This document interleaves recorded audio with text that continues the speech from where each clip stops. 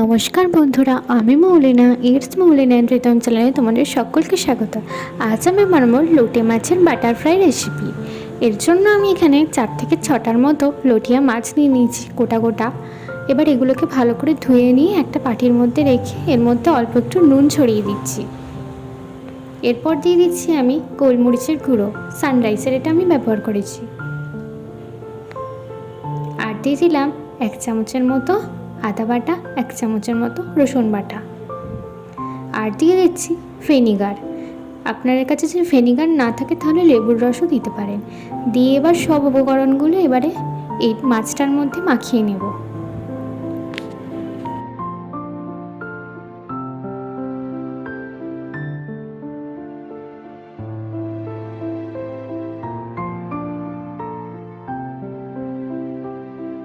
আমি মাছটাকে ম্যারিনেট করে খুব জোর 10 মিনিটের মতো রাখবো। ওদিকে আমি একটা পাত্রে অল্প একটু ময়দা নিয়ে নিয়েছি।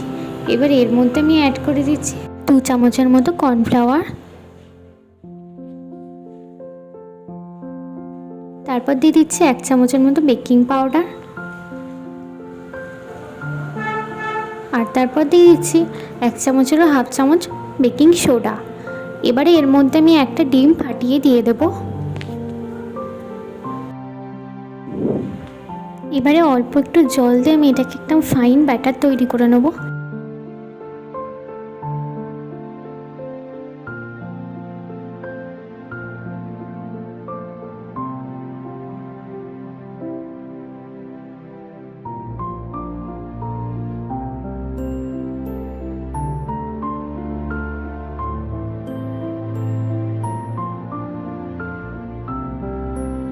দেখতেই পাচ্ছ এই ব্যাটারটা কত সুন্দর স্মুথ তৈরি হয়েছে। এই রকমই ব্যাটার স্মুথ তৈরি করতে হবে। এবার এর মধ্যে আমি অ্যাড করে দিচ্ছি 1 চামচের মতো আদা বাটা, 1 চামচের মতো রসুন বাটা, আর 1 চামচেরও হাফ চামচ লঙ্কা বাটা। আর আবারও আমি সব উপকরণগুলো একসাথে মিশিয়ে নেব।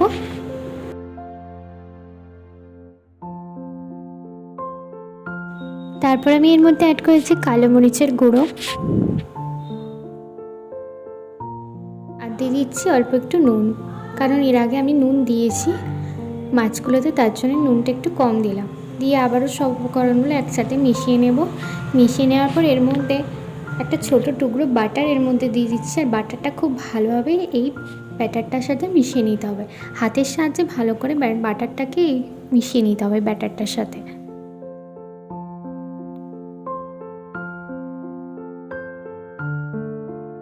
এবারে যে মাছগুলো আমি আগে ম্যারিনেট করে দেবো, ওই মাছগুলোকে ভালো করে আর একবারও এইভাবে মিশিয়ে নিয়ে ওই ব্যাটারটার মধ্যে চুবিয়ে গরম গরম তেলেতে এবারে ভাজতে হবে। আমি ওদিকে একটা কড়া বসিয়ে দিয়েছি গরম করতে। কড়ার মধ্যে আমি এবারে অল্প একটু সাদা তেল দিয়ে দিচ্ছি, কারণ আমি রান্নাটা পুরোটাই সাদা তেলেই করব। তার জন্যে সাদা তেলটা গরম হয়ে গেলে আমি একটা একটা করে মাছ ভেজে নেব।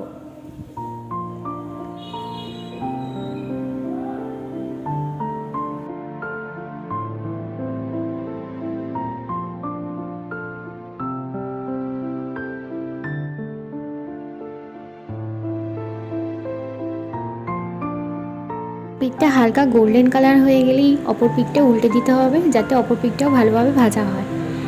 এইভাবে গোল্ডেন কালার হয়ে গেলেই তবেই কড়া থেকে নামিয়ে নেবেন। আমি একটা একটা করে মাছ ভেজেছি, আপনারা চাইলে অনেকগুলো মাছ একসাথে দিয়েও ভাজতে পারেন।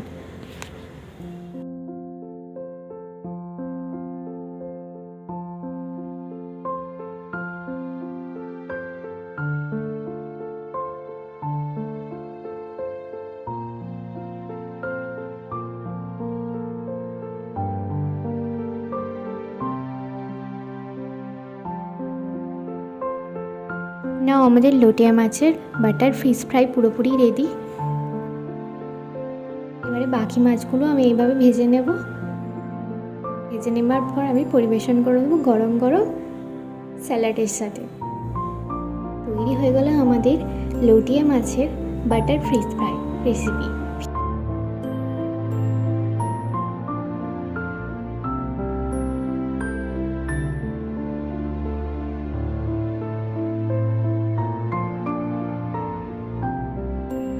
তবে কেমন লাগলো এই রেসিপিটা আমাকে অবশ্যই কমেন্ট বক্সে জানিও।